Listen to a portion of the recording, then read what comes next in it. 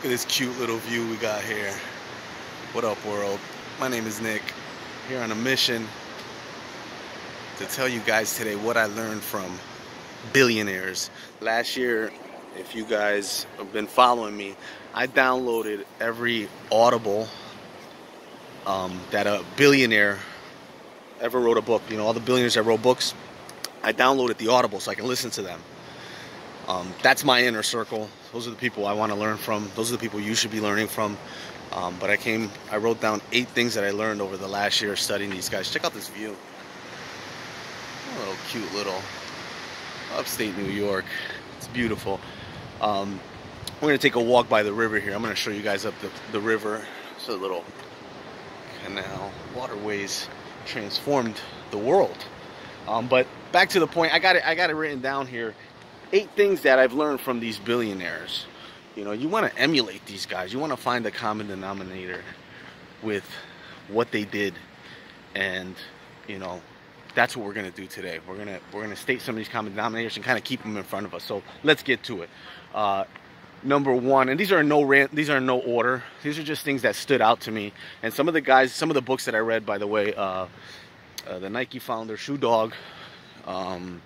Ray Dalio Principles, Mark Cuban, The Sport of Business, I think it was. Who else? The Home Depot Story. What do you call it? I'll put a link at some point. I'll write a blog of all the billionaire books, but just Sam Walton, Getty, how to be rich. So I have a whole list, but just Google billionaires books. You'll get these, you know, and study these guys, man. You want to get embedded with these guys. Look at this little river here. It's a canal way connected. So here it is. Number 1, never give up. Never give up. These are just common denominators. These guys never gave up, man. They never gave up. They stayed in the game. Tillman Furtado's another book I read where he says, you know, if you just stay in, he said he had all this debt in his company, and that the banks went out of business before he went out of business. I'm going to change this view so you guys have a nice view. But the point was that he was like, stay in the game. If you stay in the game long enough, there's a good chance that, you know, you make it.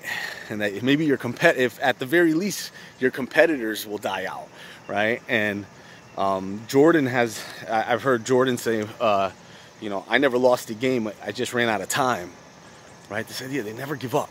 They never give up. So that's one. Second common denominator I've seen, inspired action. They were inspired. They didn't just do. Like, whatever they did, they were inspired to do. And this wasn't because this whole quota, I love what I do. They were more like in love with life, you know? They had this love for life that everything that they did it with this inspired passion. And so I call it inspired action. You know, most of these guys, they were inspired. They weren't just, you know, doing. They were inspired to do. They were thinking so grand, and it was like almost a mission sent from God for a lot of these people. Inspired action. So the next one, number 3 here, think, plot, and scheme big. They all thought big. Huge. They acted huge. You know, even when they were small, even when they didn't have anything, they knew for certain that they were striving for greatness, right? Even in the little things that they did, they strove for greatness. But they always thought big. They thought about winning championships. They thought about, you know, selling more than their competitors. They thought about being the biggest. They didn't think about being a player. They thought about being the biggest player. Right? So this is, again, common denominators of billionaires. Right? And if you're striving to make more money, and by the way, you know, I remember talking about millions and billions, and people think it's all so crazy. But inflation hits, and before you know it, you know, $1 trillion ain't a lot of money. So get to know the financial literacy and the top performers. So they all thought big. They all thought big. Number 4, another common denominator, deep work. They did a lot of uncontactable work. Like Warren Buffett has a sign on his door that says, no one gets to see the wizard, right? And a lot of these guys, they wake up in the morning, they know exactly what they're doing, they know exactly who they're contacting, which means, by the way, no one's contacting them. Like, there's no reason for someone to be like, hey, you need this? No, I know exactly what I need, right? They're like, no, I know exactly what I need. I'm calling the guy right now. I'm on the other line with the guy. Don't call me. So they did deep, uncontactable work, meaning they were in their business, you know. Mark Cuban tells a story where even after making billions and he bought the Mavericks, you know, he thought he had all the players in place. He thought he had all the human resources in place. And, you know, he left for a little while and he came back and it was a little bit of shame. So you got to stay on the ball. You got to do the deep work, that work where they're just, I'm going to turn around here. Oh, look at this little, I don't know if you guys can see that. There's a little waterfall back there. What a cute little waterfall, a little spring. But they did deep work, right? They knew exactly where they were going. They did deep work, meaning they were focused on the actual inputs that drove the business. Not, you know, branding and logos. Not saying that branding is not important. Branding is important. But if that was the deep work at the time, they were deep on it, right? If they were doing branding and they were focused on the branding, there was nothing else on their mind except that. So they did deep work. Fifth common denominator, they stayed on. They didn't shut off. Just, it was, again, I think, you know, part of that inspired action actually helps that. But one of the things I've noticed was they just stay on. They don't shut off. And, you know, it's actually a beautiful thing. We all, as humans, we all stay on. But I think part of it is that half the time we're not in this sense of inspired action. So you feel like, you know, I don't want to do this right now. Right? But they stayed on.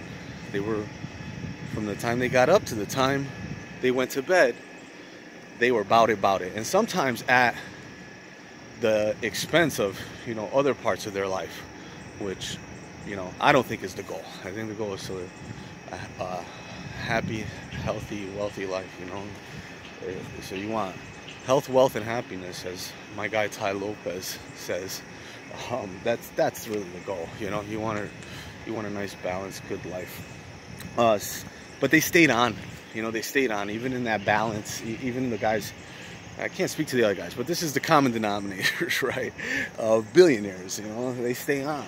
They just stay on. They, you know, the Lakers owner, the West family, he was quoted, I think his daughter said that her father taught her, if you work Saturdays, 52 extra days a year, you know, you're almost 2 months up on your competition just by working Saturdays, while everybody else works 5 days a week. So they stay on.